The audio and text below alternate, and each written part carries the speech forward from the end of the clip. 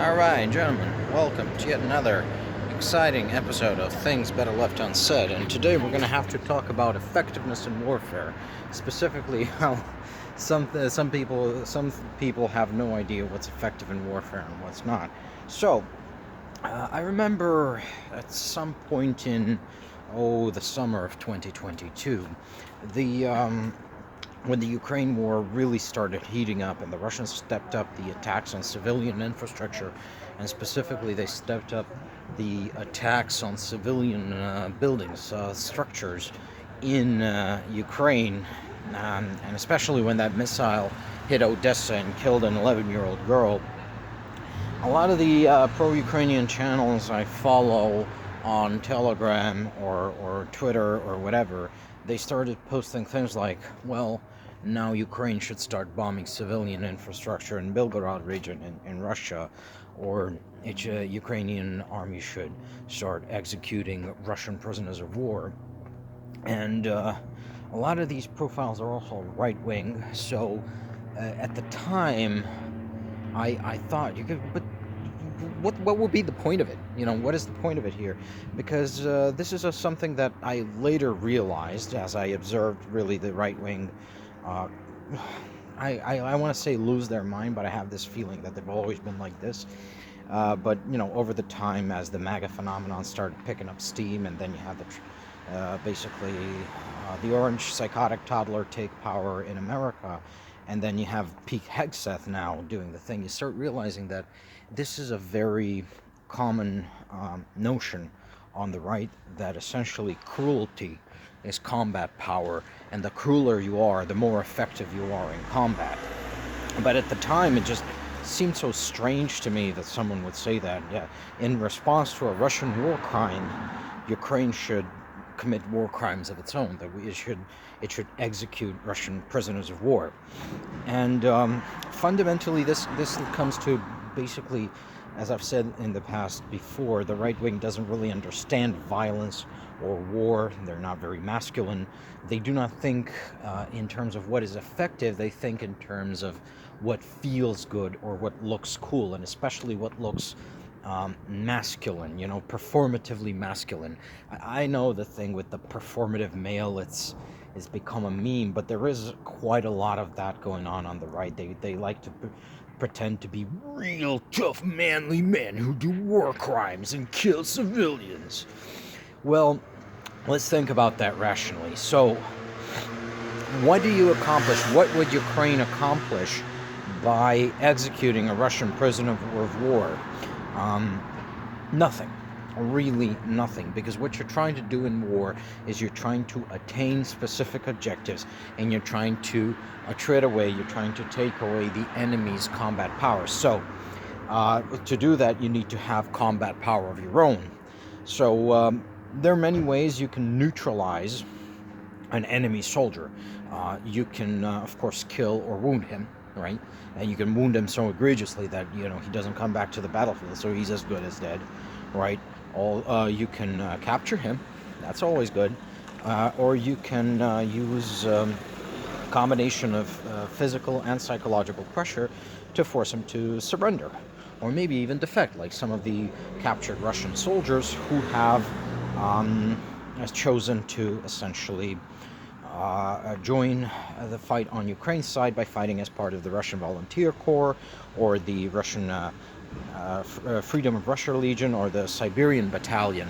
And these are like citizens of the Russian Federation which are fighting against Putin on the side of Ukraine. Then you got essentially all of these options are, or you can essentially use the same pressures, psychological and physicals, to entice the enemy soldier to desert. And that's basically how you win wars. You disarm or demoralize or physically destroy the enemy soldier. But there is really no point to being cruel about it. You always hear about this sort of, we need to stab them or hit them with axes or do this or that. And I'll say, well, if you're going to kill a soldier, a soldier who's been shot through the heart or blown apart with an artillery grenade is just as dead, just as neutralized as one as you've basically tortured to death with an axe, cartel style. And the cartel style executions don't really do anything. And as for bombarding civilian targets, it's like people saying, oh, Ukraine should bomb civilian dwellings in Belgorod or something. What does that accomplish, really? I mean, we have the data now. This is not the Second World War. This is not Vietnam. This is not Korea. We know now that indiscriminately bombing civilian housing actually reinforces the civilian population's resolve and puts them on the side of the government, even though before they may have been inclined to, if not dissent or fight against the government, then at least not volunteer their assistance, right? But once again, right, these are things that get dismissed as weak leftist or liberal kvetching about morality, but fundamentally these are also important in warfare. You know, what should an army do? It should focus on generating combat power. What does that mean?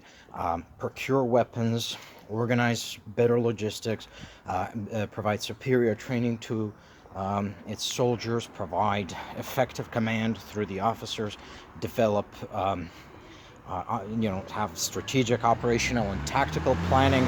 This is what produces combat power. You know, good intelligence, and of course, if you capture a soldier, you can extract intelligence from him. You cannot do that from a dead soldier, a dead enemy soldier, and tortured enemy soldier is likely to produce false intelligence, which can be worse than no intelligence. You know, lies are in some ways worse than uncertainty. So why do we have this fixation, okay? This idea that, yeah, we should, because the enemy is doing war crimes, we should be executing prisoners of war. This will also hurt you in the long run because, and here's the thing, soldiers are not monsters. Soldiers are men. And when men do evil things, they become mentally unstable and they start becoming casualties due to the mental pressures of warfare. They start developing PTSD at higher rates, and they essentially lose their own sanity and therefore do not cease being effective soldiers.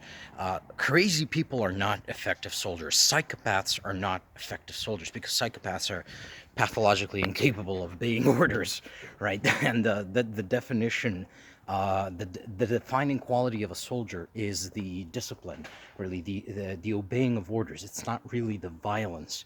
Violence is, of course, a core part of being a soldier, but your defining characteristic as a soldier is the discipline, the obedience, the loyalty, the honor. Everything else just flows from that. And of course, these mentally, the more you force your men to do evil things, the less mentally stable they are, the less disciplined they are, the less effective as soldiers. There is also a pragmatic aspect to having the laws of warfare as they are. Don't kill civilians. Don't kill surrendering soldiers.